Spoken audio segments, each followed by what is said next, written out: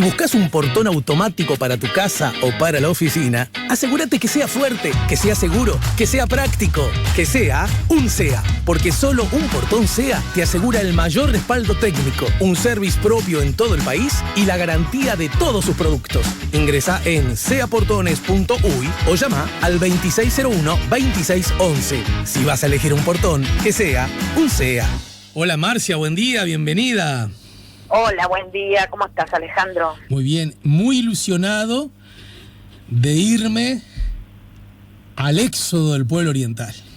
Ah, pero mirá que va a ser duro, ¿eh? Sí, tenés razón. Sabés que cuando lo estaba diciendo, claro, porque uno de pronto se enamora a veces de los cuentos, de los relatos, no solo los vinculados a la historia en el sentido duro de la palabra, sino también incluso de las peripecias que pudo haber tenido alguien de tu familia o alguien allegado a vos. Y tiende a romantizar, ¿no? Tiene, incluso a veces sin pretenderlo, a ser un tanto frívolo acerca de lo que significan esas gestas, lo que significaron y lo duras que inevitablemente fueron, ¿no? Sí, totalmente. Igual sería muy lindo imaginar una cosa que debe ser bastante probable, ¿eh? ¿Cuántos antepasados nuestros habrán participado de esta gesta? Sí. Antepasados de quienes hoy estamos en el mundo. Sí. Sí, imagínate que eso también, porque se calcula que unas 16.000 personas participaron, que es una barbaridad. Sí, eso es una multitud. Es una verdadera multitud, porque, claro, el éxodo significó una cosa muy extraña, ¿no? En primer lugar, yo creo que ya era el pueblo soberano, más allá de que fuera el pueblo Narras, que lo era el pueblo soberano, en uso de su autonomía, en uso de su independencia asumida, ¿verdad? En uso de su libertad asumida. Porque el éxodo se produce, fíjate, a fines de 1811, ¿no? Fíjate que hoy estamos a 4 de diciembre, y el 7 de diciembre de 1811, Artigas dice en una carta al gobierno paraguayo, relata lo que está pasando, ¿no? Con toda esta multitud en marcha, y les dice: yo no seré capaz de dar una idea del cuadro que presenta al mundo la banda oriental desde este momento, ¿no? La sangre que cubría las armas de sus bravos hijos recordó las grandes proezas ya realizadas. Por eso hicieron el éxodo, en nombre de la sangre vertida, para que no fuera inútil todo lo que se había hecho. Llenos de esa memoria, oyen solo la voz de su libertad, y unidos en masa marchan cargados de sus familias. Pero claro, fue un movimiento espontáneo. Artigas no lo convocó para nada, inclusive se quejó en algún momento de que ese pueblo en marcha retardaba sus avances, pero se quejó, pero lo asumió, es decir, se ocupó como jefe de los orientales, que ya era, porque así había sido ungido luego de las 2 asambleas orientales. Se ocupó de la suerte de esta gente en toda la medida que pudo, con los recursos que tenía a mano. Pidió ayuda a Paraguay, pidió ayuda al gobierno de Buenos Aires, hizo lo humanamente posible. Pero ¿qué pasa? ¿Por qué se produce el éxodo? Porque en mayo de 1811, muy poquito después de haber estallado la Revolución Oriental, Artigas le pone sitio a Montevideo. Luego ese sitio se frustra, fracasa, por las negociaciones que hizo el virrey Elío directamente con el gobierno de Buenos Aires para pactar un armisticio, ¿verdad? Ignorando a los orientales, pero además se frustra porque Elío se jugó una carta importantísima, que fue pedir la invasión portuguesa. Pidió a la corte de Río de Janeiro, donde estaba instalada la corte real de Portugal, pidió que le enviaran hombres armados. Sí. Y se los mandaron, le mandaron 3.000 hombres, ¿verdad? Al mando de Diego de Sousa, que empezaron a bajar en una campaña relámpago desde Melo, Santa Teresa, Rocha, Maldonado, San Carlos, y bueno, aquello fue imparable.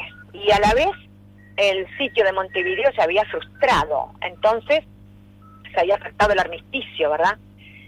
Entonces, claro, Artigas tiene que retirarse de ese sitio, y el gobierno de Buenos Aires lo transforma, le da un cargo, una misión militar, lo más lejos posible ¿no? En una especie de Siberia, tomando de gobernador del departamento de Yapeyú. ¿Dónde era este lugar? Eran las Misiones. Fíjate, lo más lejos posible lo mandó. Artigas en principio obedece, se pone en marcha con su ejército, con su propio ejército.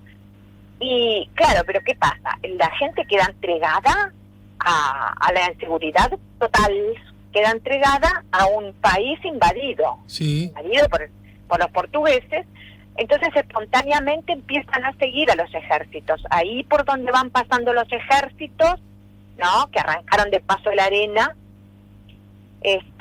bueno, ahí se van sumando. Incluso existe la ruta del éxodo, ¿verdad? Existe claramente, hoy en día está bien determinada. ¿Y qué hacía la gente? Lo que podían quemar, lo quemaban. Una cosa terrible, ¿verdad? Quemaban las casas, quemaban los muebles. Y salían con lo que tenían. Los que tenían carruajes, bueno, carruajes. Sí, claro. Carretas, ¿verdad? Carretas más que nada. Y los que no, caballos. Y los que no tenían caballos, pues a pie. ¿Quiénes van? Van todos. Van desde los ancianos más ancianos hasta los recién nacidos. Y además te quiero decir que es muy interesante la iconografía, es decir, cómo se ha retratado en el arte este movimiento. Hay muchas pinturas que recomiendo a los oyentes. Hay una muy famosa, por supuesto, ¿no? Que creo que todos conocemos, que es la de Guillermo Rodríguez. Se llama Éxodo del Pueblo Oriental. Pero también hay otra muy buena de Miguel Benzo, que se llama igual, Miguel Benzo, Éxodo del Pueblo Oriental, está en el Museo Histórico Nacional. Y es una obra de arte magnífica, porque está toda en rojos y ocres, ¿no? Resalta, me parece a mí, el ambiente opresivo, el ambiente dramático, todos van como cabizbajos.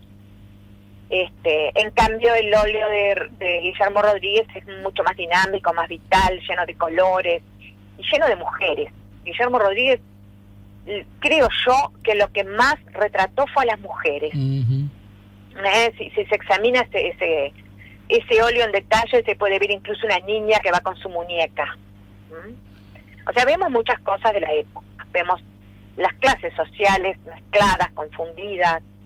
Vemos lo que se llamó la admirable alarma. Se le llamó así, ¿verdad? La admirable alarma, porque era una alarma, por supuesto, pero también era admirable, porque era el pueblo determinado a luchar por su libertad y por expulsar al invasor, ¿no? Y bueno, así muy a grandes rasgos te voy a contar cómo fue el periplo. El 2 de noviembre, o sea, todo esto ocurrió en estos días, en esta semana. El 2 de noviembre ya Artigas está en Soriano, en el Arroyo El Perdido. Después todo esto son dataciones que se van haciendo. Después están las puntas del Arroyo Cololó, también en Soriano. Entre el 11 y el 13 de noviembre cruza el Río Negro por la actual represa de Palmar. El 14 de noviembre está en un cuartel general que él mismo organizó en Arroyo Seco. El 21 de noviembre entra en Paysandú, ya que esto fue una cosa relámpago. Fíjate que se recorrieron 522 kilómetros en 64 días. Claro. Que en realidad, si lo hubieran hecho solo los ejércitos, le hubiera llevado, yo qué sé, 20 días de repente, ponele, ¿no? Insumió 64 días porque había que llevar a un pueblo, como digo, entero. Y después hay un momento, un mojón en el éxodo, que es el cruce del Daymán, porque era un cruce mucho más complicado. Estamos hablando del arroyo Daymán, el río Daymán, que es el límite entre Salto y Paysandú. Y eso llevó bastante, y más llevó el cruce del río Uruguay, ¿no? Por lo caudaloso, por lo importante, a la altura de Salto Chico, llevó unos 20 días cruzar a la gente, cruzar a las carretas, cruzar, ¿no?, a las familias. Y como te decía, que Artigas asume como conductor, como, digamos, lo que hoy sería un presidente de la República, sí, porque así había sido ungido, lo podemos perfectamente asimilar.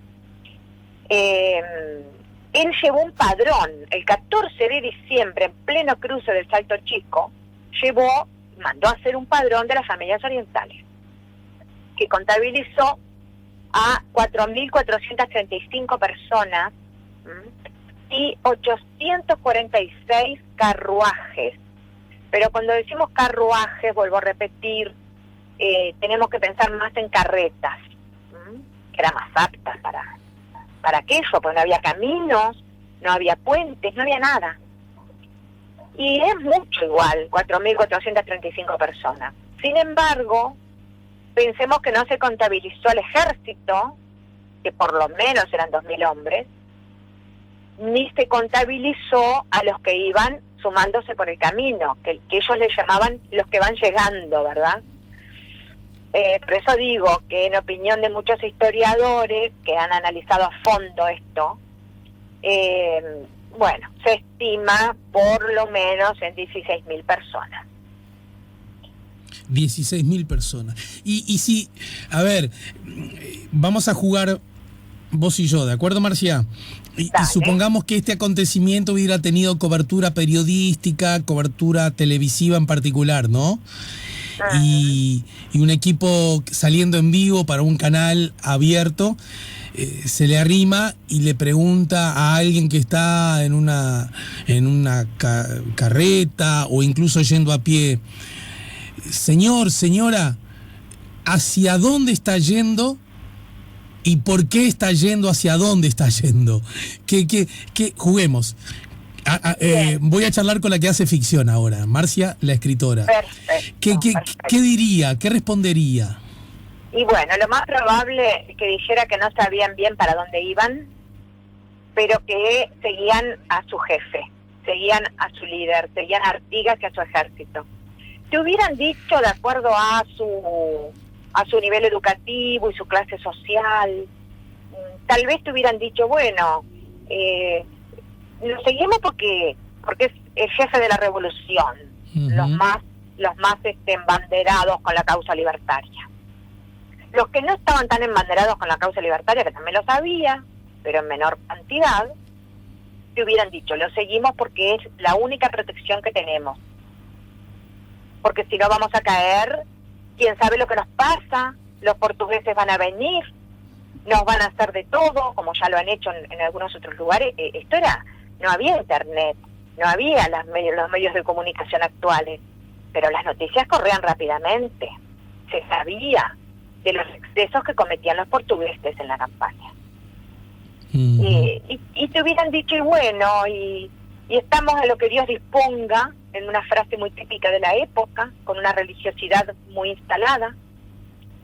Pero además, fíjate, ¿qué ocurría durante ese éxodo? Ocurrían partos, ocurrían enfermedades, ocurrían muertes, ocurrían noviazgos. Claro.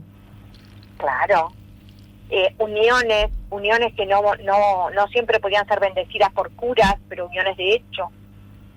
Y bueno, ocurrían la vida, el amor y la muerte. Tengo dos preguntas que me manda la gente. Una dice, ¿qué pasó con...? Para que estoy leyendo... Lo estaba leyendo a memoria, ahora lo leo textual. Dice, siempre leí del éxodo, pero esas familias, ¿volvieron o qué pasó con ellas? Gracias, lo pregunta Omar. Y alguien más me pregunta, y ya de paso respondes ambas, si fue luego del éxodo que se formó Purificación. ¿Y por qué Purificación dejó de existir? Bueno... Para contestar muy rápidamente, algunas de esas familias volvieron, sobre todo a partir de 1813. Muchas de esas familias no volvieron y se quedaron en las zonas de Salto, Paysandú y Entre Ríos, en la vecina orilla, digamos. Sí. Con respecto a Purificación se funda como villa y como cuartel general de Artigas en 1815, o sea, unos 3 años después de todo esto, durante lo que va a ser el apogeo de la Revolución Oriental y de la Liga Federal de los Pueblos Libres. Así que falta un poco todavía. Ya Artigas venía haciendo contactos, por supuesto, porque él creía en una unión federal de las provincias y no en el centralismo que sí defendían los porteños. ¿Y por qué se llama purificación? No sé si fue esa la pregunta. ¿Por qué dejó de existir? Y dejó de existir porque si ahí nace purificación primero, ¿y por qué dejó de existir después? Bueno, nace en, como digo, 1815, no voy a hablar del nombre porque si no me insumiría lo que me queda de columna, pero lo podemos conversar otro día, y deja de existir por la fuerza de las circunstancias, porque en 1816 vuelven a invadir los portugueses. Nosotros tenemos una historia en nuestro territorio, en la provincia oriental, muy dramática en el sentido de las invasiones que hemos sufrido desde el vamos.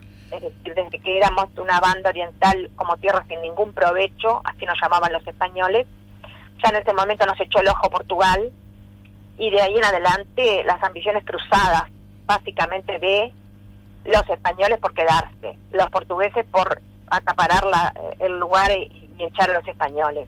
Y posteriormente el afán del gobierno centralista de Buenos Aires por anexar nuestro territorio a su plan geopolítico. Así que hemos vivido de invasión en invasión. Por eso muere purificación. Después de eso, a partir de 1816, todo es lucha, combate, sobrevivencia. Y luego se produce lo que se llamó la gran crisis de 1820. Crisis en todos los sentidos. Así que bueno, pero volviendo al Éxodo, quiero recordar que de repente algún oyente memorioso incluso recordará la música de estos versos que voy a mencionar. Bartolomé Hidalgo, que sabemos que fue el poeta de la patria, dedicó unas estrofas al Éxodo, y yo voy a leer solamente lo que sería, digamos, el coro.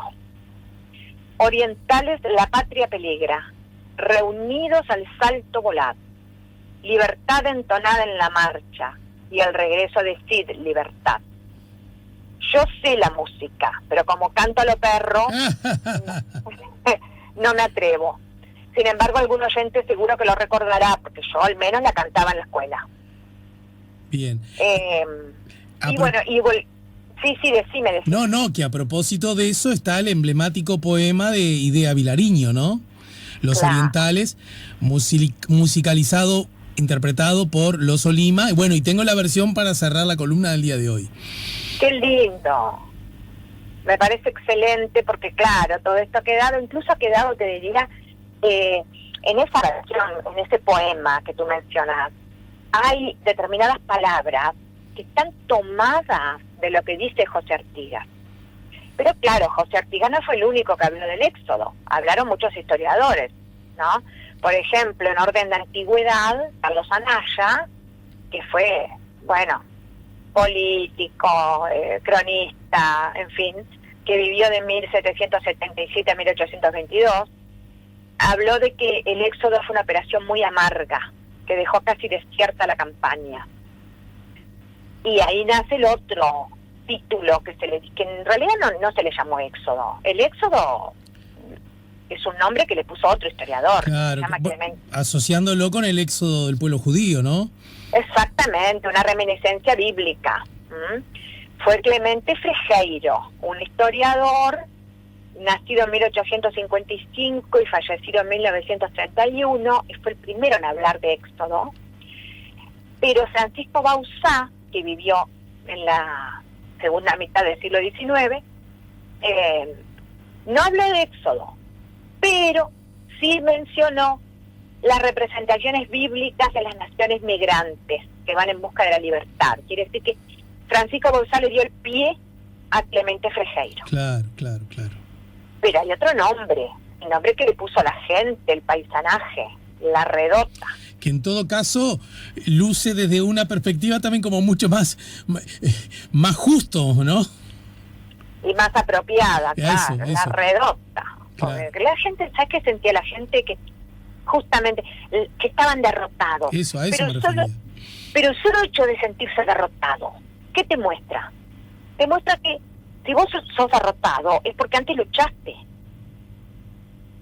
Entonces, la redota no es en el fondo una derrota. Entiendo. Seguro, es un momento en la lucha, es un momento en el combate. Que vos empezaste antes, porque por algo hablas de redota. Claro, claro. Ese espíritu combativo, que había empezado mucho antes, porque te voy a contar entre telones, que después que se retiran del sitio de Montevideo, que fue horrible, aquello de pactar un armisticio entre Lille y Buenos Aires, ignorando a los orientales, que a fin de cuentas, a ver, éramos los habitantes del suelo, por lo menos en consideración a que éramos los habitantes del suelo y que nos íbamos a jugar la vida, nos debieron haber tenido en cuenta, y no nos tuvieron. Entonces, ¿qué hizo el pueblo oriental? Cuando se reunieron en las dos asambleas, que fueron la de la panadería de Vidal y la quinta de la Paraguaya, dijeron, bueno, Artigas dijo, bueno, dice Artigas, pero el sitio se va a levantar y yo tengo que disponer de mis hombres para hacerle frente a los portugueses. Uh-huh. ¿Qué dijo el pueblo? Muy bien, vaya usted a ocuparse de los portugueses. Nosotros vamos a seguir el sitio con lo que podamos. Tremendo, ¿no? Claro. Cuando hablamos de voy a pelear con perros y marrones, esa frase célebre de Artigas, en realidad ya los vecinos de la provincia oriental se comprometieron, y eso fue en la asamblea de la panadería de Vidal, que fue en septiembre de 1811. Se comprometieron a seguir el sitio como pudieran, a lo que fuera, con los riesgos que tuvieran que afrontar. Entonces eso te muestra una determinación, una voluntad, que ya no podés dar marcha atrás. Entiendo, y sí. Bueno, Y ahí andas a ver si no se plantaron unas semillas